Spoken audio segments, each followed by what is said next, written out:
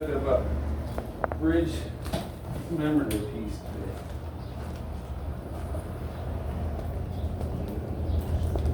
This is called There But For The Grace of God, Go You.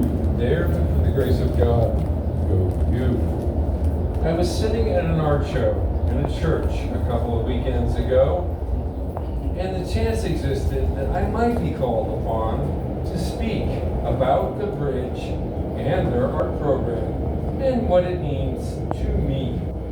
I was ready, boy was I ready, but the mic was never passed to me, luckily for them. I looked at the crowd, wealthy, comfortable, dad bods in tailored suits, matriarchs and patriarchs and hotties in summer dresses.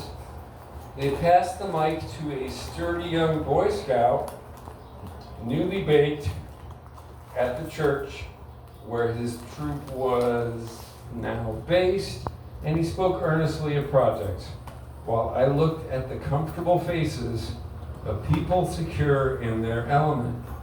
Nothing in their minds, but a large brunch and maybe a dip in the pool afterwards, because it was a sunny summer day in Long Island, where every blade of grass knows its place and all bushes are trimmed into perfect geometrical shapes.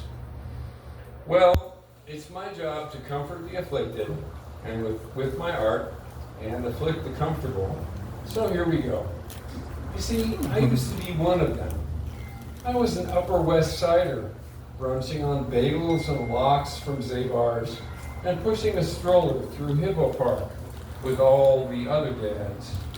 Just a hop, skip, and that jump from my penthouse apartment. I was comfortable.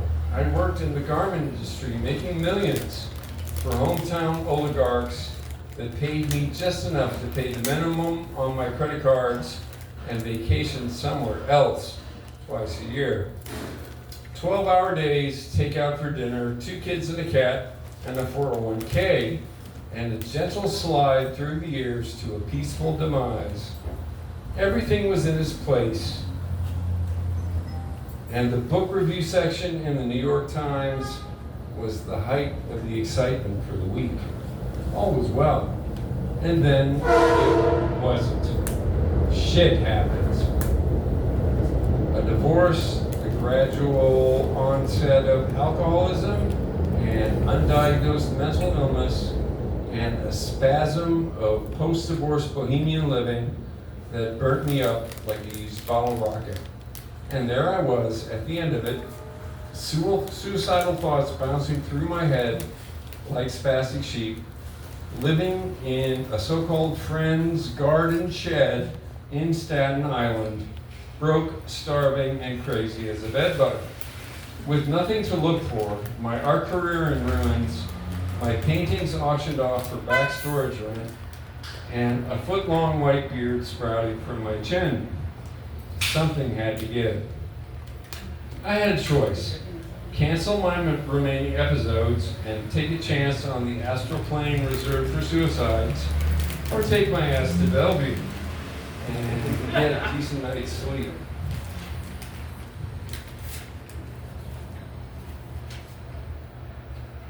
I chose Bellevue and jammed all my remaining possessions into my old army duffel bag, which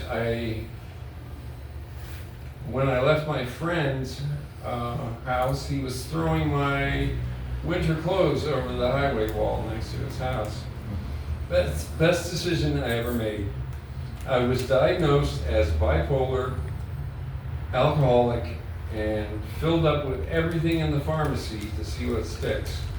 I spent my days in the library, ducking the K2 heads and the homicidal maniacs, and started those long, slow steps to recovery. After I finally got supportive housing in Harlem, they sent me to the bridge. I had been in program out by Coney Island with a pill-pushing Russian psychiatrist, and group after group filled with degenerates awaiting their sentencing. Actually, they were great. But the bridge was a whole different ballgame. was terrible, but the people were amazing. They had groups with the pros program, but it was different. They had art and art supplies, and I could basically do as much art as I could handle. And the sweet lady who encouraged me to write poetry, being the all-or-nothing guy I am, I dove in. This was right before COVID. The sun shone in Harlem, and everything gradually snapped into focus. With the help of an excellent nurse practitioner, I painstakingly fine-tuned my meds. I wrote and wrote poems that laser focused on my feelings, and gradually, I started to become alive again, like a zombie injected with a mysterious serum. I can't shout out the helpers. My memory is erased by all the drugs. But I remember the faces, and they had good art supplies. No fucking Crayola products, folks. The high point was selling a drawing at the bridge auction. I don't know what $400 means to you, but when you are on welfare, it's like hitting the lotto.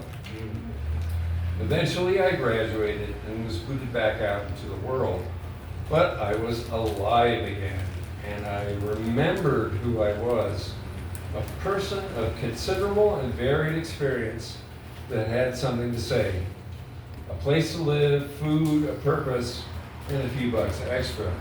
Thanks, Bridge. You didn't save my life, but you gave it back to me, and I'll do my best to hold on to it.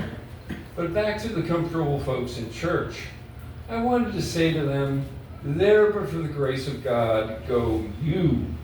Your lives may look solid, but in reality, you are like an ant balanced on the top of a great pyramid.